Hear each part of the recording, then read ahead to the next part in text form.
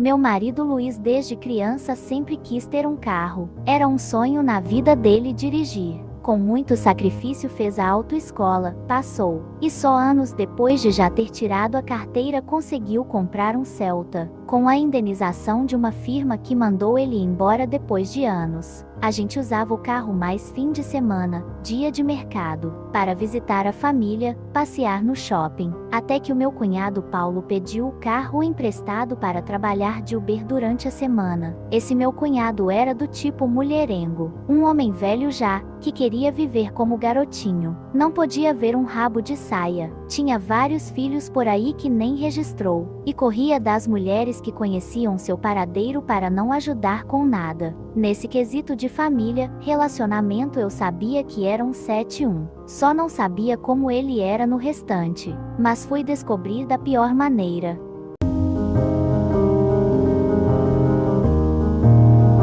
Meu marido e eu vivíamos com dinheiro contado, e a ideia de ganhar um extra com o carro que estava parado durante a semana parecia ótima. Eles fizeram um acordo, que Paulo iria dar semanalmente uma parte do valor que conseguisse fazer, fora a parte do lucro dele e o da gasolina. Por um mês correu tudo normal, todas as partes felizes. Só que o carro começou a voltar para nós no fim de semana arranhado, com a lataria amassada e pneus furados. E Paulo fez a cabeça do meu marido para arcar com os custos. Ele dizia que eram os motoboys que faziam aquilo com o carro, as ruas esburacadas, os outros motoristas que não sabiam estacionar. Nunca era culpa dele, e como esse lance de Uber era uma renda extra para nós e um ganha-pão para ele, convenceu Luiz a arcar com esses reparos. Então com isso o lucro acabou praticamente, porque tudo que entrava era para consertar o carro e às vezes ainda não era o suficiente. Começou foi a dar prejuízo. Nós estávamos mexendo no nosso dinheiro que já era pouco para manter o carro em ordem, porque o bonito não rodava com o carro se não estivesse em perfeitas condições. Só então já me juntei com meu marido e falei para parar com esse negócio de carro de aplicativo, que isso não estava dando certo mais. Só que meu cunhado convenceu Luiz novamente com a ideia de rodar 2 fins de semana com o carro, porque fim de semana iria faturar mais, e com esse dinheiro iria compensar o que a gente teve que tirar do nosso.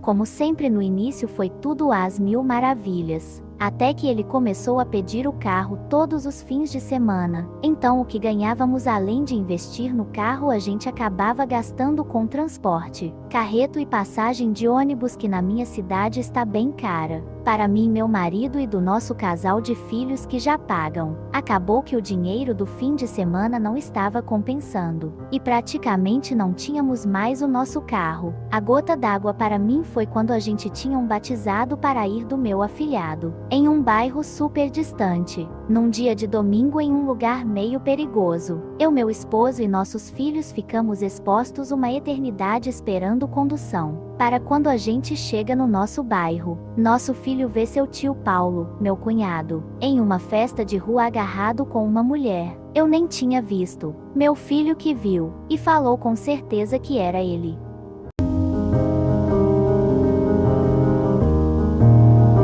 Estava morta de cansada e estressada, mas eu pedi para descer da van, para ir lá confrontar ele. Tinha passado por tudo aquilo, correndo o risco de ser assaltada e levarem o pouco que a gente tem, para ele ficar fazendo presença para a mulher às nossas custas, com o nosso carro. Quando ele viu toda a nossa família chegando, quase teve um infarto. O infeliz mudou de cor. Perguntei pro Paulo se ele não deveria estar rodando aquela hora, e o que estava fazendo ali. E ele, todo nervoso, com a cara no chão, respondeu que estava rodando. Então a tal fulana mandou mensagem. Como estava perto, foi cumprimentar ela, mas que já estava voltando para rodar. Olhei bem para a cara dele de cima a baixo, ele todo arrumado, todo cheiroso. Ele não é de correr todo produzido assim. Ainda comentei que reparei que ele estava todo nos trinques. Ele sabia que eu não tinha caído nessa. Voltei para casa soltando fogo pela boca, e determinei, acabou isso de Uber.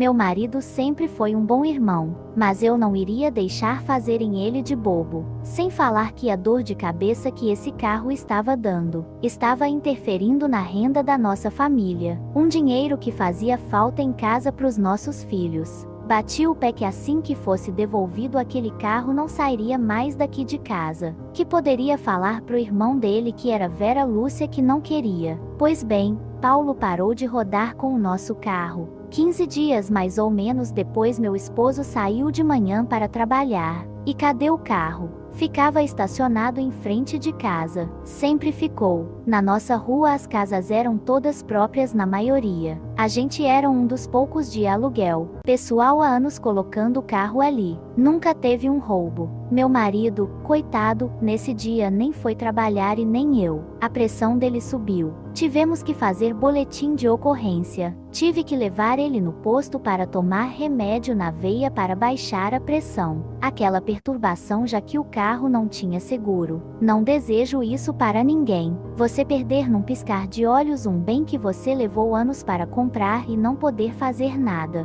Poder nós até podíamos, mas era praticamente caso perdido segundo a lei.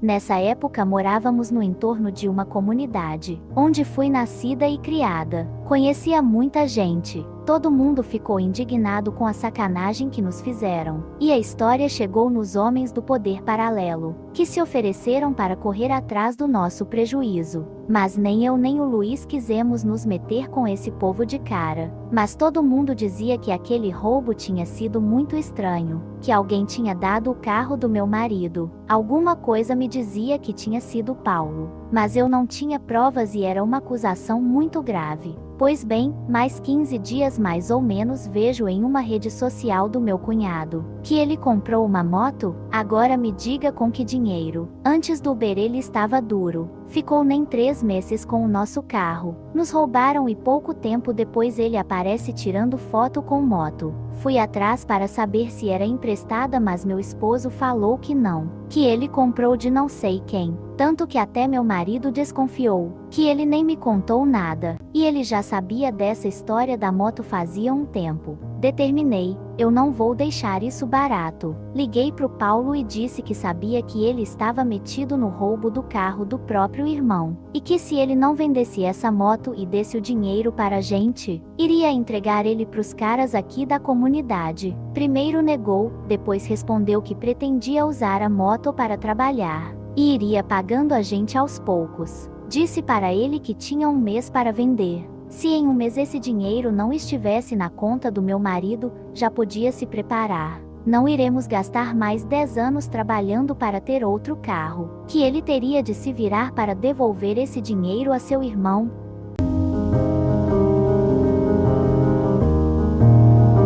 Sabia que não fugiria porque Paulo morava com a minha sogra. Estava desempregado, sem ter onde cair vivo. Se saísse fugido de lá nunca mais iria poder voltar. E iria morar aonde? Se sustentaria como? Ele não era bem-vindo em canto nenhum, nem pelas ex-mães dos filhos que tinha espalhado, nem pelo resto da família, que depois fui descobrir que meu cunhado já tinha passado a perna em muita gente do próprio sangue. Agora tramar para dar prejuízo no próprio irmão que sempre estendeu a mão para ele. Para mim foi demais.